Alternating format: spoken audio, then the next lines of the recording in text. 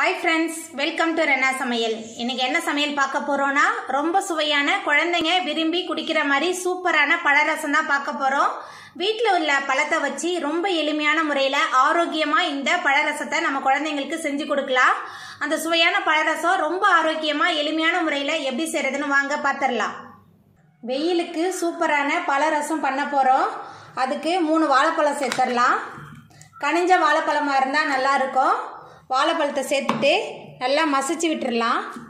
ஒரு கரண்டி இல்லைன்னா ஒரு மத்து ஒரு மேஷர் எது வேணாலும் வச்சு நல்லா மசிச்சிடலாம். வாழைப்பழத்தை நல்லா மசிச்சாச்சு. இப்போ இதில் மாதுளம்பழம் சேர்த்துடலாம். ஒரே ஒரு மாதுளம்பழம் எடுத்திருக்கேன். அதுக்கப்புறமா ஒரே ஒரு ஆப்பிள் எடுத்திருக்கேன். எல்லாத்தையும் சேர்த்துட்டு நல்லா மிக்ஸ் பண்ணிடலாம். மிக்சியில் போட்டு அடிக்கக்கூடாது, அந்த மாதிரி அடித்தா சுவை நல்லா இருக்காது.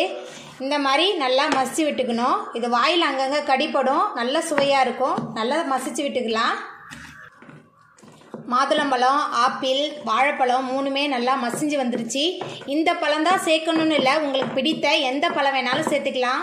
பேரிச்சம்பழம்லாம் சேர்த்தா இன்னும் நல்லா சுவையாகவும் இனிப்பாகவும் இருக்கும். குழந்தைங்களும் நல்லா விரும்பி சாப்பிடுவாங்க. இப்போ இதில் 6 டேபிள் ஸ்பூன் நன்னாரி சர்பத் எடுத்திருக்கேன்.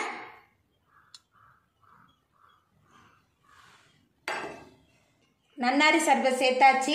அதுக்கப்புறமா தண்ணி சேர்த்துக்கலாம். உங்களுக்கு எவ்வளோ தண்ணி தேவையோ அவ்வளோ சேர்த்துக்கோங்க. இனிப்பு தண்ணி எல்லாமே உங்களோட சுவைக்கு ஏற்ற மாதிரி நீங்கள் சேர்த்துக்கோங்க. இப்போ எல்லாத்தையும் சேர்த்துட்டு நல்லா கலந்து விட்டுடலாம். பாருங்க, எல்லாத்தையும் சேர்த்துட்டு நல்லா கலந்து விட்டாச்சு. நம்மளோட பழரசம் ரொம்ப சூப்பராக ரெடி ஆயிட்டு.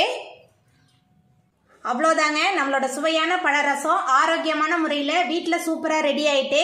நீங்களும் உங்கள் வீட்டில் உங்கள் குழந்தைங்களுக்கு இந்த பழரசத்தை செஞ்சு கொடுத்து பாருங்கள். குழந்தைங்க ரொம்ப விரும்பி குடிப்பாங்க. இந்த வீடியோ உங்களுக்கு பிடிச்சிருந்தா லைக் பண்ணுங்கள், ஷேர் பண்ணுங்கள், கமெண்ட் பண்ணுங்கள், சப்ஸ்கிரைப் பண்ணுங்கள்.